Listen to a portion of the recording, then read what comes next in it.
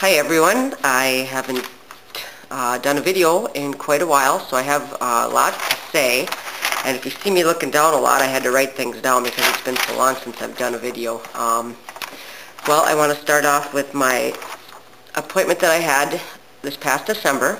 I went in and the first thing he did was take all the rubber bands off that I had, and if you remember my last video, I talked about my rubber bands. I had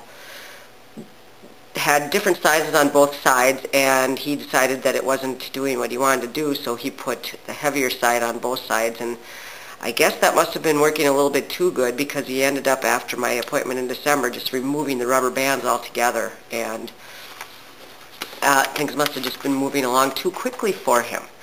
So he also put chains on both the top and the bottom of my teeth. The top, I still, even today, in the end of January, have the space in between my two front teeth, which I hate, and it doesn't seem like it's ever going away, and it didn't really seem to me like the chain did a whole lot to help that when I had that put on in December, but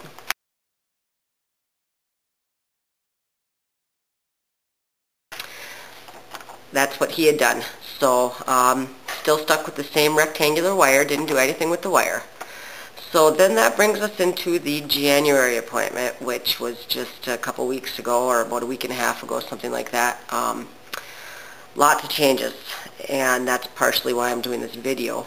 He decided that it was time to put all the molar bands on my back molars, which I had not had them this whole entire time. And when I talked to the assistant of my orthodontist, she said that he never puts the molar bands on people until they're about a year into their treatment, and she didn't really explain why. She was going to ask him, but of course never came back and told me. So I still don't know the reason for that. I do know that I have two crowns on my back molars, and it took a long time to get the molar bands on.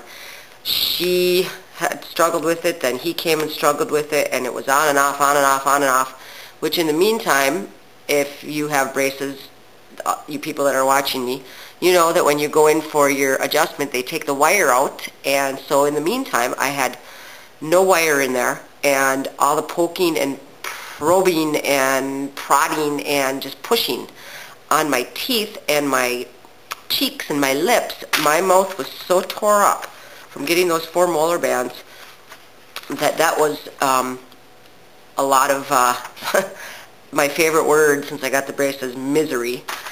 So because of that, my mouth was extremely sore for the whole weekend, and I didn't really know that another reason why my mouth was so sore was one of my wires actually was not even inside the molar band. It was completely poking inside my cheek, and my husband, of course, because I was complaining so much, took the old trusty flashlight and opened up my cheek and looked in there, and sure enough, it's just poking right in my cheek. So he bent the wire and pushed it inside the molar band, which actually I have to back up a little bit. Strangely, they put the very first wire back on me again with these molar bands, which is the stranded wire, and it was 0.0175 size, just a real thin stranded wire.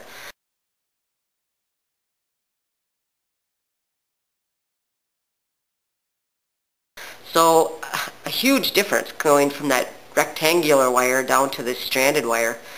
And after my husband bent the wire and put it back in, of course I called the orthodontist and said that I have to get back in right away. You know, the wire is all bent, and I'm sure that he didn't want to leave it that way. So I went back in on the next Monday, which was as soon as he was going to be there.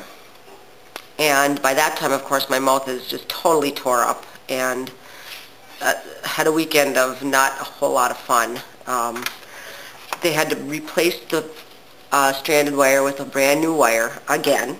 And let's see, what else did we put on here? She cinched all the wires on all 4 of the molar bands, which I thought helped until I got home, and after a couple hours noticed that on the opposite side of the side that the wire was poking, there was another poking wire, and it wasn't cinched very well. So my husband had to go back in again, and he cut the wire actually, and that helped. So now I hopefully am okay with all the wires not poking me anymore.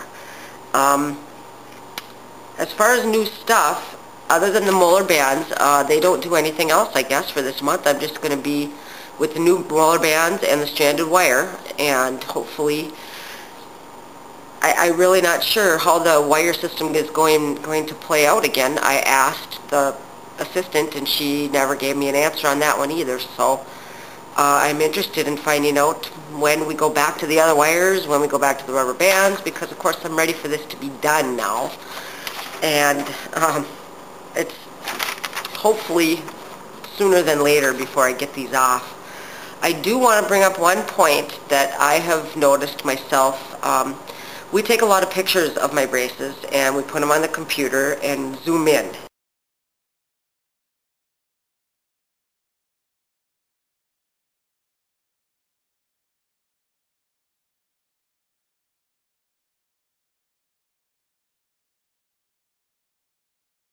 And there is a lot of buildup around all of my brackets. Well, I shouldn't say all, but quite a few of them. And I am real diligent about flossing my teeth, and I also use my Oral-B toothbrush, and I use a mouthwash.